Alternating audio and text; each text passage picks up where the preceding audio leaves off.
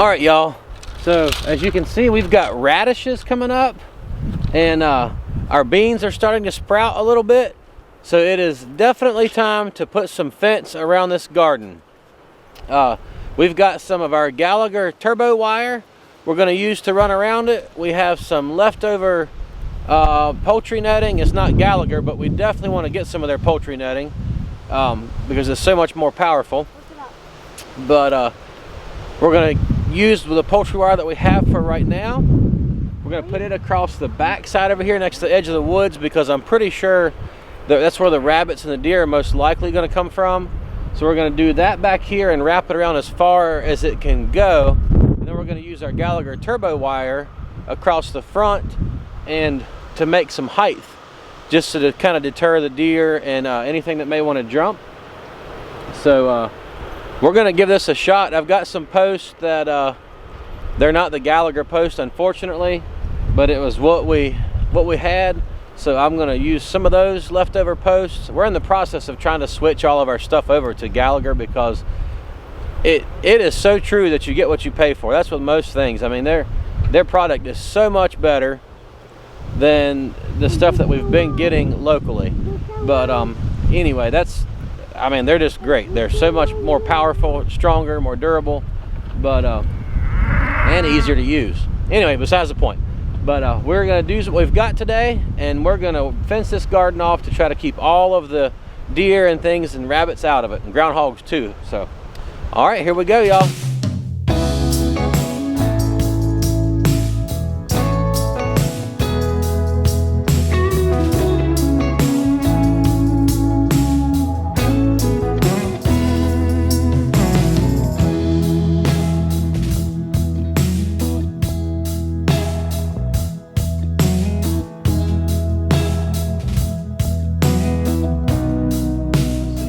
Well, y'all, we found that push mower in the barn.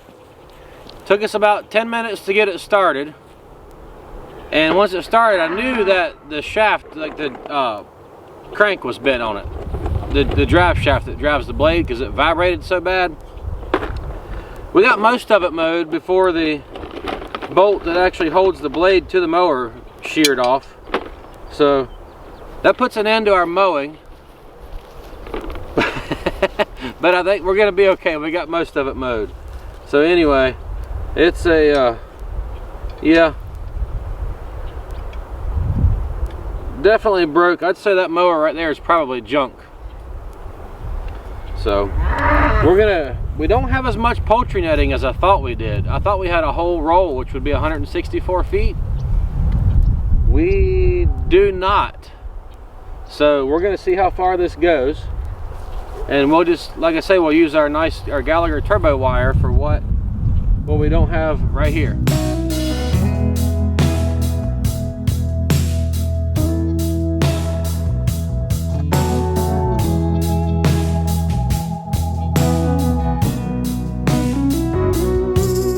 All right, we have an audience, y'all.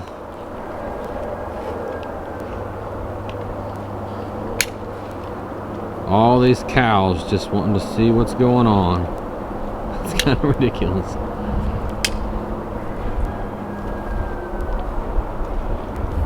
I need to fence these girls out of here. Look at Rusty. Up there laying down, eating. Rusty. Look, can perk his ears. Right there in the center of the screen. I'm pretty sure Clary, who we thought was bred by Little Joe, did not get bred by Little Joe, because he has been following her around all day today. Like, not leaving her side, trying to mount her. So I'm pretty sure that she did not get bred by Little Joe, that Angus bull that was here that we were borrowing, even though she should have cycled at least 3 times while he was here. I'm not sure I'm not sure about that. But Rusty's not missing any. That is for sure. So what we're going to try is we're putting your T-posts have divots on them, like bumps that you lock the clips in between. So we've got 1, 2, 3, 1, 2, 3. We're hoping these will keep rabbits and groundhogs and things out. And then we're going 1, 2, 3, 4, 5. 1, 2, 3, 4, 5 to help keep the deer out. Now deer, yes, they can jump very well, but I'm thinking that deer prefer to go through fences, and ours are electric, and they know that it's electric, so they don't like it already. And I'm thinking they're gonna walk up to this and touch it and then get shocked and then decide it's not worth going into the garden. That's what I'm counting on. If we start seeing that we're losing some vegetables and things to deer, then we'll definitely go higher up.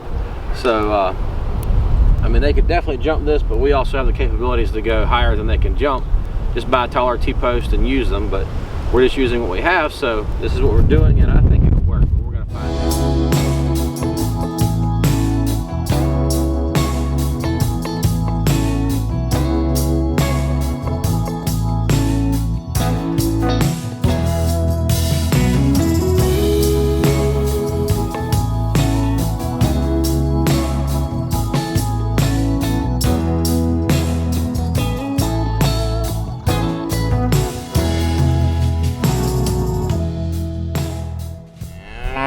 Hey y'all, something else, I hope you can hear me, it's very windy, but anyway, something else I wanted to tell you that was very cool.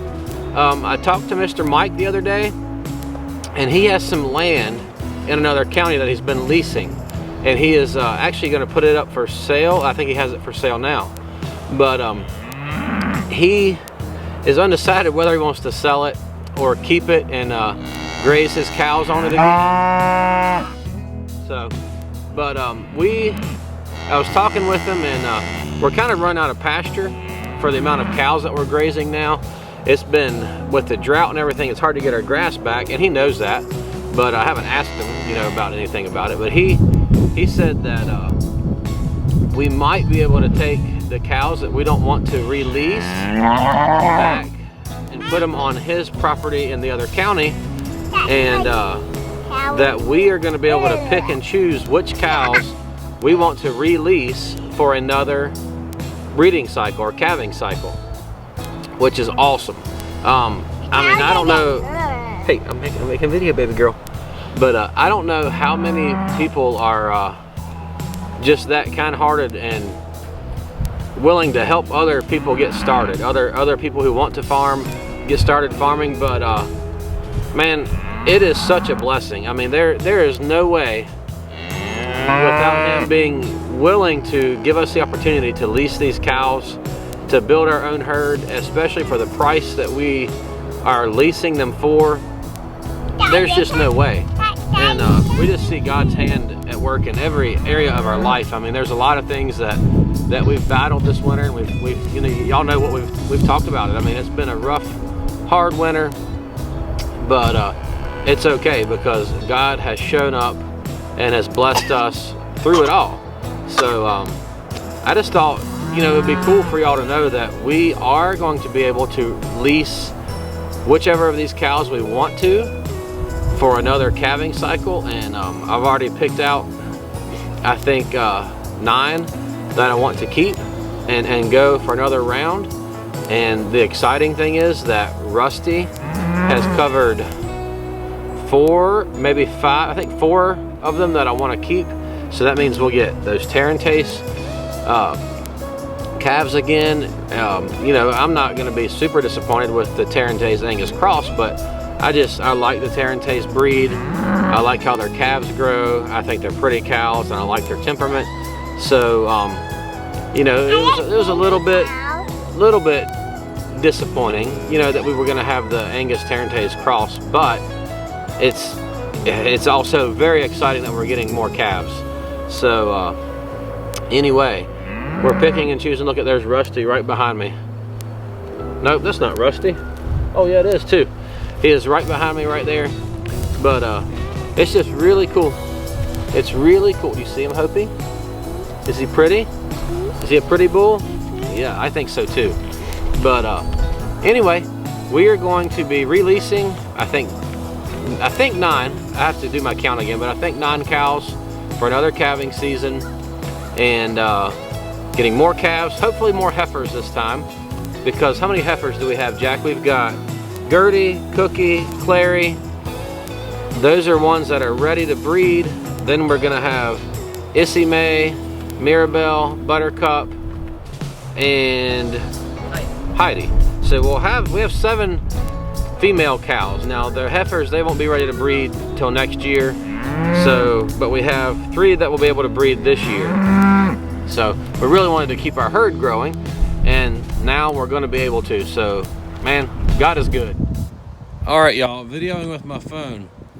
I just was like, man, something smells terrible. And Jack busted out laughing. I looked, and look at this poor little steer. He was laying on the ground behind his mama, Miss Alyssa, and she covered him up. Goodness gracious. Wow. Miss Alyssa.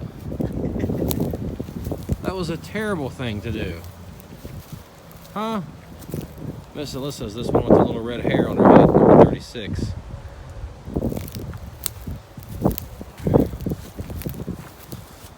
See if I can get up here and see him again. Yeah, look at him. He looks so disgruntled. He's like, oh man, this is so gross. Wow. Man, that's disgusting. Huh? All right, y'all, that pretty much concludes our fencing video. Hopefully you can see it here. I have a terrible habit of looking at that screen instead of the lens. But anyway, there it is. All of our fence. Let's see if I got it all. Oh, there we go. And there's the cows all piled up. They thought they were gonna get a treat, but not today. So there is our fence. Hopefully it'll keep all the little varmints that want to eat our garden out. We'll see.